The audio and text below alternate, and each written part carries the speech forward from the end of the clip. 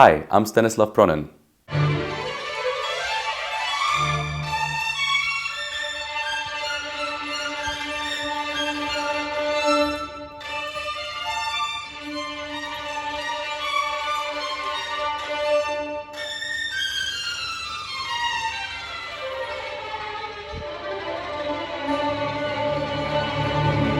Imagine you standing on stage in front of an orchestra, getting ready to play Wieniawski's first concerto.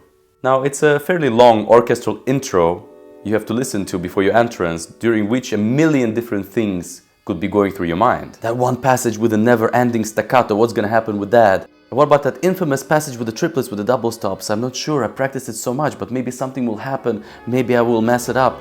Dear Lord, this concerto is 3 movements, I almost forgot. I have to prepare myself for the 3rd movement mentally. But here's my entrance, those infamous tenths. I hope I don't mess them up, because if I do, then nothing is going to happen. At least nothing life-threatening. That's what we call mind games. As a performer, you have to learn how to deal with mind games before and during your playing. Some of the big violin concerti, like Beethoven and Brahms, have introductions that are 4 minutes long. These introductions are not there to make you self-conscious or anxious in any way. Use that time on stage, those long introductions, to appreciate the incredible music that you are privileged to be a part of. There's no need to be afraid of anything. Let's say you're playing Wieniawski's first concerto. I mean, have you ever seen a picture of Henryk Wieniawski? Dude looks like an absolute gangster. He looks like one of those guys that would be doing business with Tommy Shelby in the Peaky Blinders. And here you are standing on the stage and you're worried about that entrance, a few tenths? Come on. I mean, what do you think the purpose of virtuosic romantic music is? Let's be honest, it's about courage.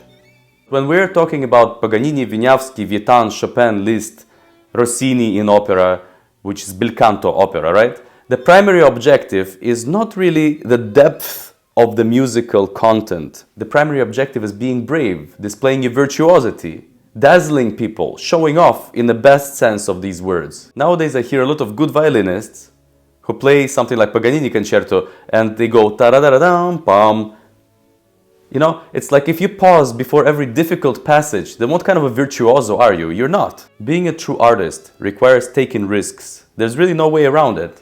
At a certain level of technical proficiency, let's be honest, what's so difficult about playing Paganini concerto, Sibelius concerto, or whatever it is, if you pause before every difficult passage? You're just deceiving yourself and deceiving the audience, because all you're giving them is this boring, safe, uninspired performance. One of the main reasons musicians avoid taking necessary risks is because they keep playing mind games with themselves. Now, when it comes to mind games, there are 2 basic things you can do in order to deal with them. The first thing you can do, as I mentioned in one of my previous videos, is to brainwash yourself in a positive manner. Let's say you're performing on stage and negative thoughts start to creep into your head. While your initial instinct might be to push these thoughts away, it's probably not going to work, because it's a reverse psychology process, right? The more we think, oh, I'm not going to think about it, we think about it even more. Instead, my advice is anticipate these thoughts, but twist them around. What do I mean by twisting them around? Well, basically play mind games with the mind games. So if your mind tells you, oh, there's this very difficult passage coming up, how am I going to deal with it? Reverse it on itself and accept the challenge. Not only will you play this passage great, but you're going to do it better than anybody has done before you. That's the way to deal with it. Don't reject the challenge, accept it. You have to be God on stage and you have to control your mind. The mind cannot control you. Or another example that many of us can relate to, it's like, oh, we're playing and the conductor has taken a tempo which is much too fast. Instead of becoming a victim of the situation, have a sense of humor, smile, and just think to yourself, I'm finally challenged. Let's see how fast I can play this movement. In this way, you don't exactly reject the mind games, you acknowledge that they're there, but at the same time, you don't let any of this negativity control or haunt you throughout your performance. And the second and probably most effective way to deal with mind games on stage is to learn to focus on the immediate task at hand. Now, most of us, when we're young and we begin studying music, we're told that we're supposed to always think a little bit ahead. Of course, this is basically correct, because music happens, as we know, in a continuum of time, and in order to even get the next note right, we have to think ahead and anticipate. However, I find that a lot of problems unfortunately stem from this concept of anticipation. I can tell you from my own personal experience, as well as experiences of many friends and colleagues, that anticipation for the next note quickly can turn into anticipation for the next movement. Now, how can you possibly play the beautiful canzonetta, the second movement of Tchaikovsky concerto, while thinking about the upcoming difficult third movement, for example? That would mean that you're not invested in a conceptual framework of this amazing second movement, so it would never be as convincing as it could be. Besides, while you're concerning yourself with the thoughts of, oh, what's coming up and how difficult it is, what you're playing momentarily could go very wrong because you're not focusing on it. Now, to get back to mind games, the best way to avoid mind games is actually staying busy. It's very similar to dealing with feelings of depression. Now, unless it's clinical depression, which is very serious and you're diagnosed and you have to take pills, everything else you can deal with by staying busy.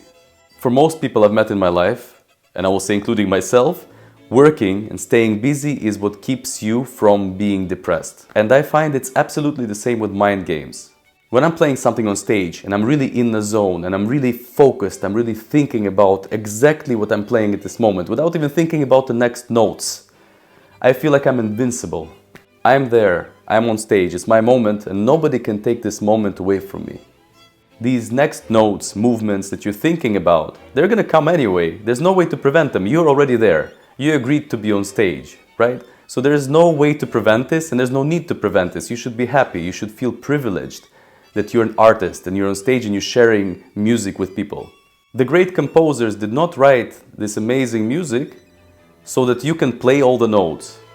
That's not even important. The most important thing is for you and the audience members to experience catharsis or alleviation of emotions through arts. That is our primary objective. So please go out there, take as many risks as you can, and share your views of the world and of music with the audience. They'll appreciate it immensely, I guarantee you. I will continue uploading many videos with content that will hopefully be helpful to you and improve your lives. So if you're interested, please subscribe. And as always, stay tuned.